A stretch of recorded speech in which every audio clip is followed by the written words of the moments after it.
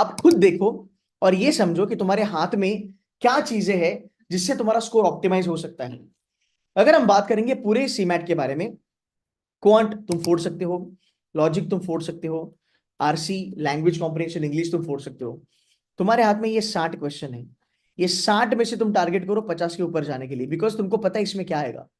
This is not something unknown to you, but general awareness absolutely unknown. हमें नहीं पता general awareness में exactly क्या आने वाला है। चलो, इनोवेशन एंड एंटरप्रेन्योरशिप, मैं ये नहीं कहूंगा कि 20 के 20 क्वेश्चन अननोन आएंगे। 20 में से हम पकड़ सकते हैं कि 10 क्वेश्चन हमें पता है क्या आएंगे। Types of innovation, concept of innovation, definition of innovation, नीचे दिए गए कौन से पार्ट इनोवेशन में नहीं आते हैं, नीचे दी गई हुई कौन से टाइप की ऐसी रिस्क है जो एंटरप्रेन्योर नहीं लेना चाहिए या फिर वो एंटरप्रेन्योरशिप में कैलकुलेट नहीं होती है। नीचे जो 5 ऑप्शन है, 4 ऑप्शन है, उसमें से कौन से ऑप्शन इनोवेशन में नहीं आते हैं, समथिंग लाइक दैट, है ना।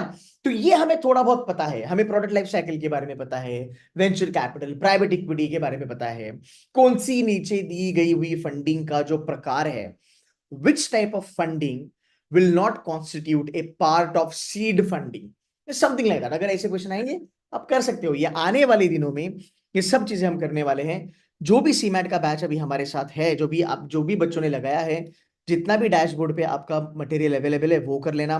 भाई आपके पास ई बुक्स है, वो ई बुक्स कर लेना। उसकी डिफिकल्टी लेवल और सीमैट की डिफिकल्टी लेवल सिमिलर होती है हर साल। ऑल्सो जो हैंडआउट्स हमने आपको प्रोवाइड करे हैं या फिर वर्कशीट जो आप उसको कहते हो, वो अगर आपके पास है सो प्लीज उसको अच्छे से करना। उसके बाहर आपको सीमैट नहीं मिलेगा। लास्ट ईयर टॉपर 99.99 ये वाज द सेम फीडबैक कि सर डैशबोर्ड अगर मैं अच्छे से कर लेता हूं तो मेरा लाइफ थोड़ा बहुत इजी हो जाता है। अब मॉक्स के बारे में बात करेंगे। फिलहाल you can target to give round about 10 mocks. मेरे ख्याल से 10 mock will be more than enough. हमारा जो बैच चल रहा है सीमैट का फिलहाल, उसमें थोड़ा बहुत मॉक एनालिसिस भी होगा, पर हम प्रीवियस ईयर के जो 6 से लेके 7 साल के जो सीमैट के पेपर है ना, वो हम क्लासरूम में करवाने वाले हैं। वो हम टाइम लगा के नहीं करवाने वाले। तो जो भी फैकल्टीज है पर्टिकुलर सेक्शन के, तो अभिषेक सर आएंगे, सृजन सर आएंगे, वो कोई क्वांट्स कराएगा, कोई तुम्हारा लॉजिकल रीजनिंग कराएगा, एंड हम ये आपको हेल्प करेंगे कि यार इतना समझ लो कि ये टिपिकल सीमैट टाइप है, इसी के ऊपर काम करो। ये टिपिकल सीमैट का कोडिंग डिकोडिंग है, ये टिपिकल सीमैट का वोकैबुलरी है, टिपिकल सीमैट का क्वांट्स का लेवल है, उसी के ऊपर काम करना चालू करो। If you do that guys, मेरे ख्याल से CMAT will be definitely definitely doable. अब अगर हम बात करते हैं कि सर मैक्सिमम क्या हमारा स्कोर आ सकता है, देखो बजाज के लिए तो you have to score 99.99, no doubt about it. But अगर मैं ये 2-3 चीजों को अगर ध्यान रखता हूं कि सर मैं यहाँ पे और यहाँ पे मैं फोड़ूंगा, जीके जितना आया उतना आया। मेरे हाथ में 80 क्वेश्चन है, 80 क्वेश्चन में मैं जितना अच्छा कर सकता हूं मैं उतना अच्छा करूंगा। मुझे एटलीस्ट सिडनम मिल सकता है या फिर जेबी मुझे मिल सकता है, चांसेस बहुत अच्छे हैं।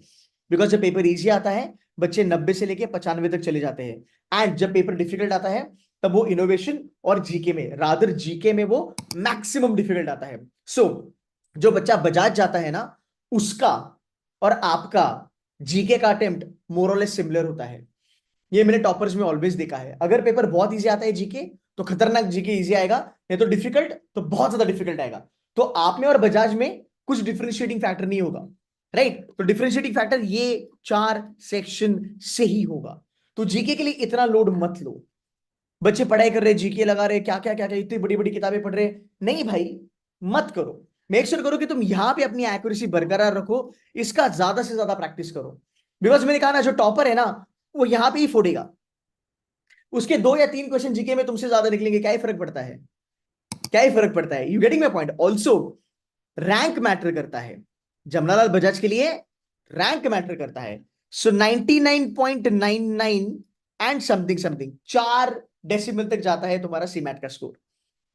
You getting my point. But अगर आप ये स्ट्रैटेजी फॉलो करोगे at least you will be better, है ना, आप और ज्यादा बेटर पढ़ाई कर सकते हो। ठीक है, fine. I hope this was very much helpful and this was understandable. Guys join करना चाहते हो सीमैट के लिए बैच, आराम से कर सकते हो। डेली बेसिस पे सेशन चल रहे हैं।